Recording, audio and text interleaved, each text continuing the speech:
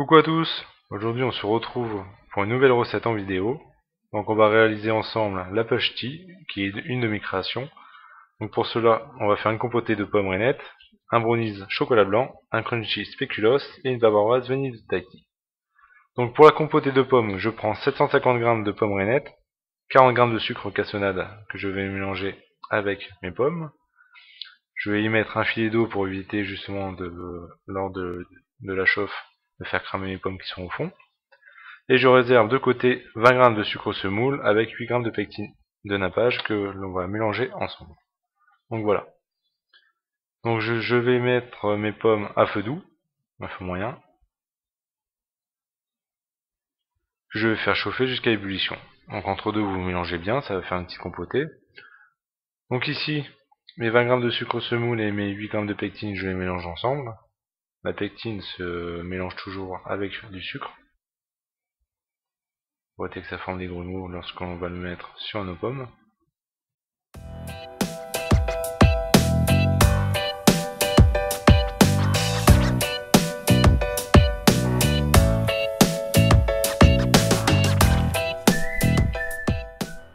Donc voilà, mes pommes sont en train de bouillir, je vais y verser en pluie mon mélange pectine-sucre.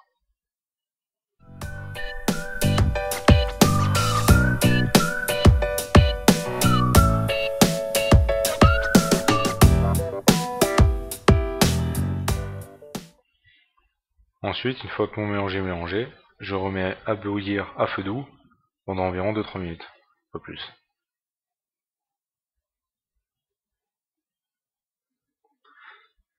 Donc voilà, ensuite je verse mon mélange dans mon blender et je vais lisser cette préparation. Donc ça va très vite.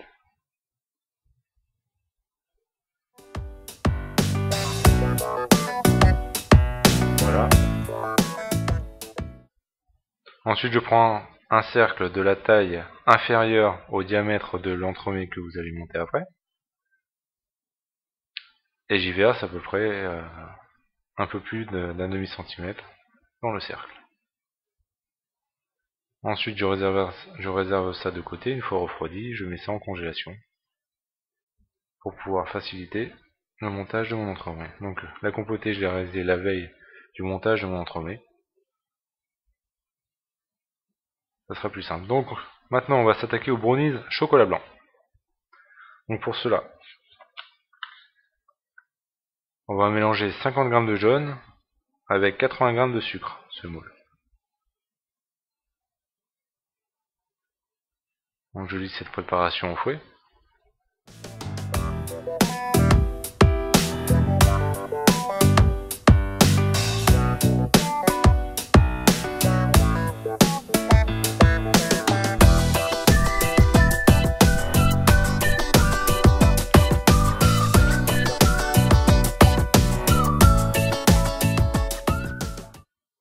Une fois que ma préparation elle est faite, n'hésitez pas à lancer vos blancs, les faire monter, les blancs d'œufs. Donc vous avez besoin de 120 g de blanc d'œufs. Une fois pratiquement fini de monter, vous mettez une cuillère à soupe de sucre pour bien serrer les blancs. Pour en avoir besoin juste après avoir mélangé mon chocolat blanc ici que je mélange 100 g de chocolat blanc avec 60 g de beurre demi-sel fondu. Donc je mélange cette préparation et je le mets dans mon mélange jaune sucre.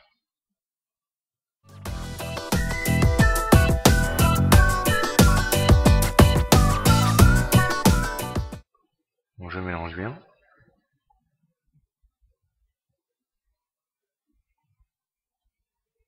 En ce temps, mes blancs sont en train de monter à vitesse moyenne dans le batteur.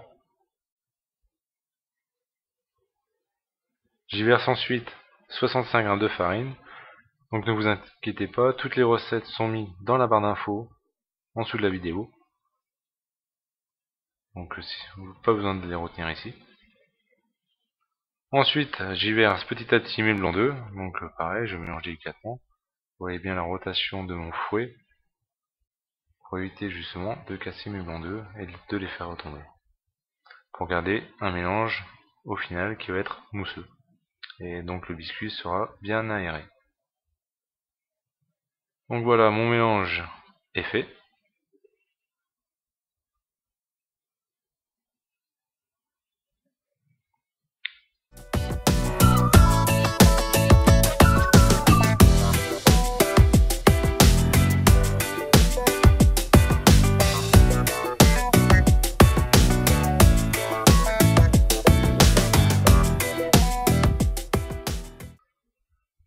Donc ici je verse ma préparation dans un cercle de la même taille que la compotée de pommes.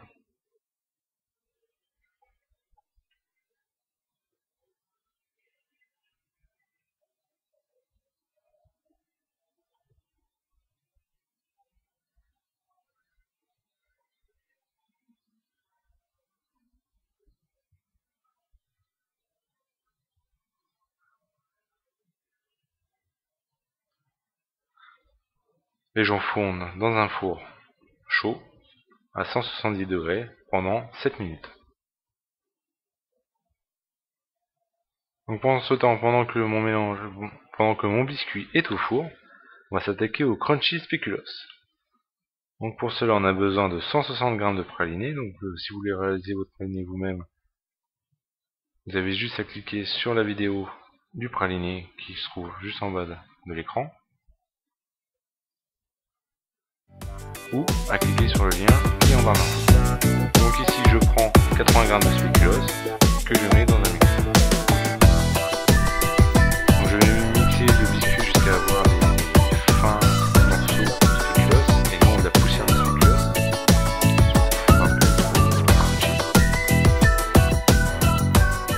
On va y garder un peu de mâche.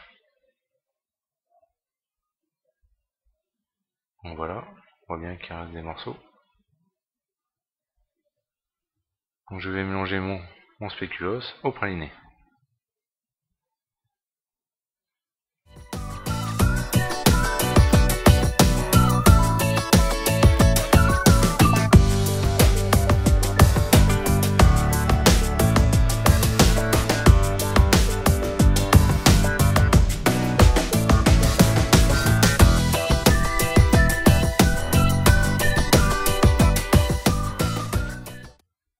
Voilà. Donc ensuite, je vais le déposer sur mon biscuit brownie chocolat blanc qui est refroidi. Je le verse dessus. Je prends une palette et je lisse pour avoir une fine couche de crunchy spéculoos. Donc c'est un peu dur à travailler, vous pouvez travailler au rouleau avant, détailler en disque, déposer sur le biscuit si vous voulez. Moi je préfère le travailler sur la palette, ça tient mieux.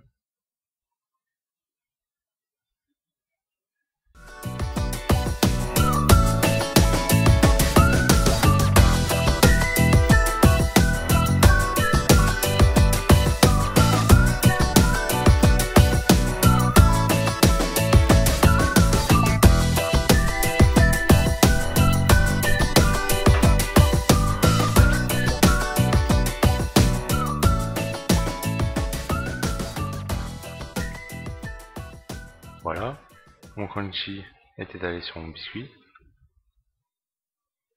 On va donc s'attaquer à la bavaroise vanille de Tahiti. Donc pour cela, on va prendre 250 g de lait, que l'on va mettre ça dans une casserole, avec une demi-gousse de vanille fondue en deux. Vous voyez bien ici l'humidité de la vanille de Tahiti. En arôme, elle diffuse beaucoup plus que la vanille de Bourbon. C'est pour ça que j'ai choisi celle-ci. Donc à feu doux, je fais bouillir mon lait. Je fais tremper ma gélatine. Donc ici, j'ai mis 9 g de gélatine.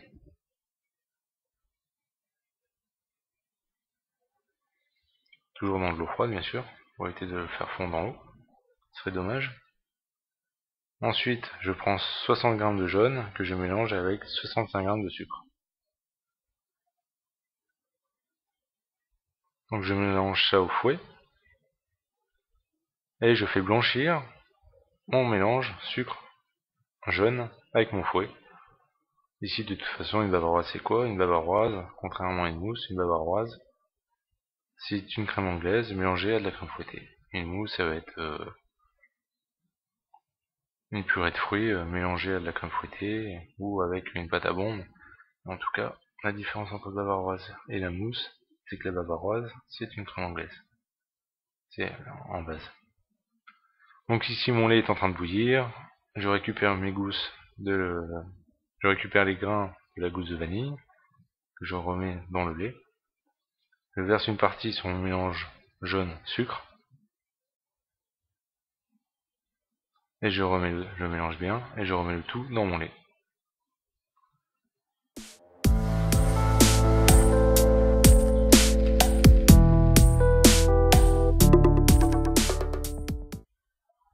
Donc ici c'est une étape délicate. Une crème anglaise on la cuit à 82-85 degrés maximum, ne pas dépasser 85 degrés. Sinon votre mélange va grainer et ça va être dégueulasse. La crème anglaise sera à refaire. Donc ici j'utilise mon thermomètre vous voyez ici que je fais une cuisson à la nappe. Je forme un 8 dans ma casserole avec la maryse pour cuire justement la crème anglaise pour éviter de tacher le fond sec. Ça s'appelle une cuisson à la nappe. Donc ici j'ai préféré prendre le thermomètre pour la cuisson pour bien vous montrer. Si on a une autre astuce aussi pour voir si la crème anglaise est cuite, on verra ça dans une prochaine recette.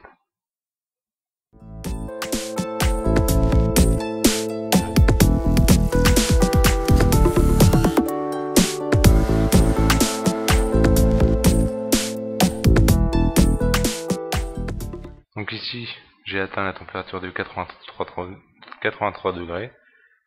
Et il suffit temps de la verser justement dans un saladier froid pour éviter de continuer à cuire notre crème anglaise. Donc ensuite, je fais refroidir la crème anglaise. Ici, la crème anglaise est froide. Je fais fondre ma gélatine et je fais monter ma crème fouettée. Donc je mélange ma gélatine à la crème anglaise.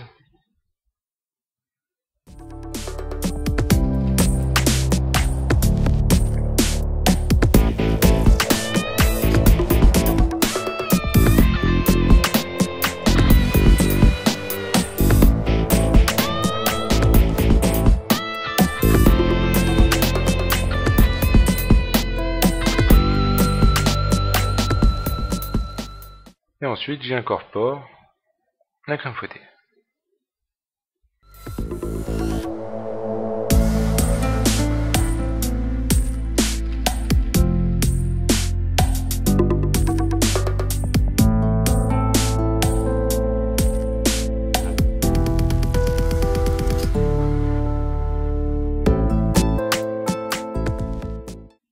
Donc voilà, ma crème fouettée est incorporée à ma crème anglaise. Justement, la crème anglaise est devenue une bavaroise. Donc voilà, je réserve justement la préparation au frigo. Si ma préparation est un peu liquide, mais ne vous inquiétez pas, c'est la recette. Je la réserve un peu, elle va épaissir. Pendant ce temps-là, je vais réaliser le glaçage miroir blanc.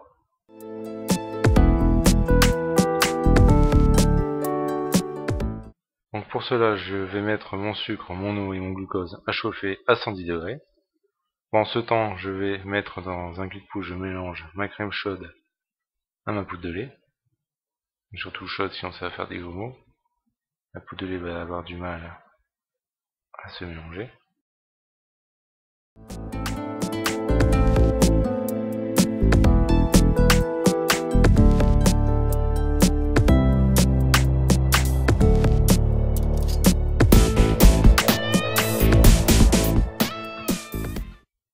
Voilà. Donc mon sirop est à 110 degrés. Je verse ensuite justement mon mélange crème, poudre de lait.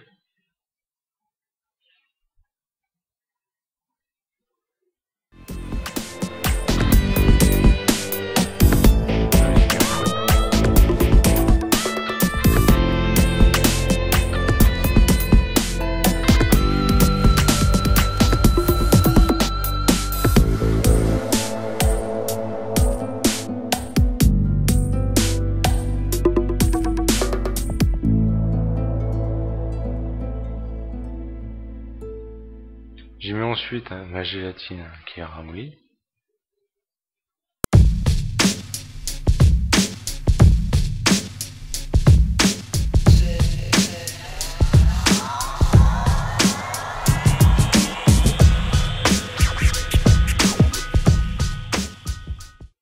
Je verse mon gel neutre sur mon glaçage. Donc le gel neutre pareil, vous pouvez vous servir du gel neutre qu'on a réalisé en vidéo. Justement la recette est basée là-dessus.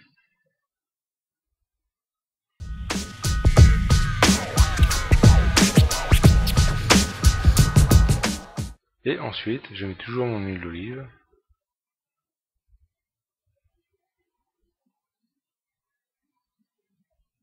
Ce qui va donner une meilleure voyance. C'est pour ça que là, ici, j'utilise aussi de l'huile d'olive et que pour tous mes glaçages, j'utilise l'huile d'olive. Ça lui donne une meilleure voyance.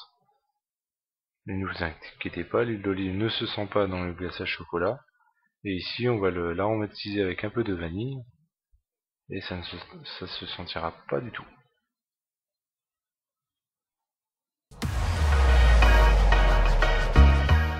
Donc ici, j'ai mixé mon mélange. Je vais donc incorporer aussi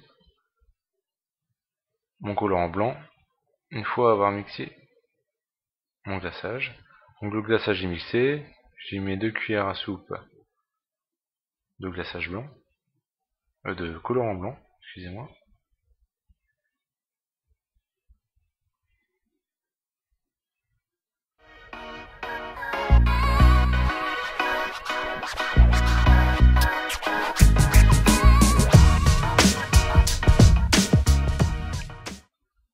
Pour avoir une bonne blancheur, je vais rajouter une 3e cuillère à café. C'est pas des cuillères à soupe que j'avais mis, c'est plutôt des cuillères à café. Désolé. Et je vais y mettre un filet d'arôme vanille.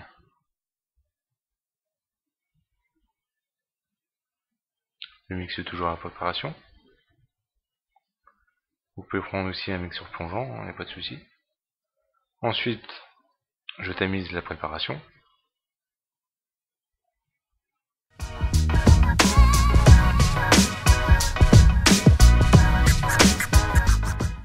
Donc voilà, ma compotée de pommes est là, mon biscuit avec mon crunchy spéculoos est là, ma bavaroise vanille est ici également.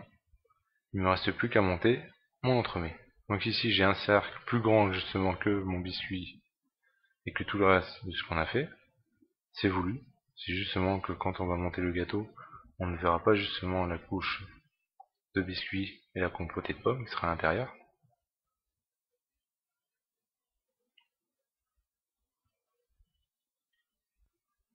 Donc j'étale justement cette bavaroise. Je chemise le cercle avec une cuillère.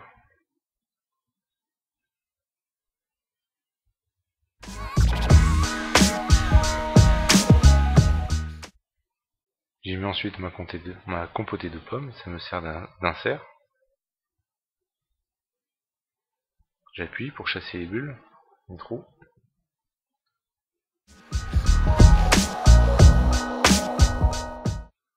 Et je mets le restant de ma mousse. Donc ici c'est pour une recette de 22 cm de diamètre.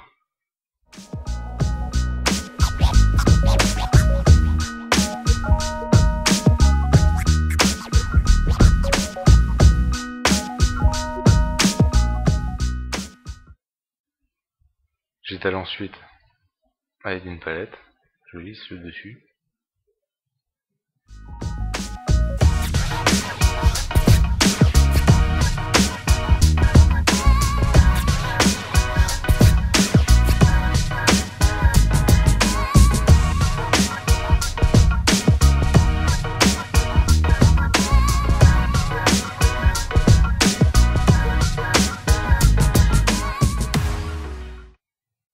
Donc voilà, mon entrée est montée, je vais le réserver justement au congélateur.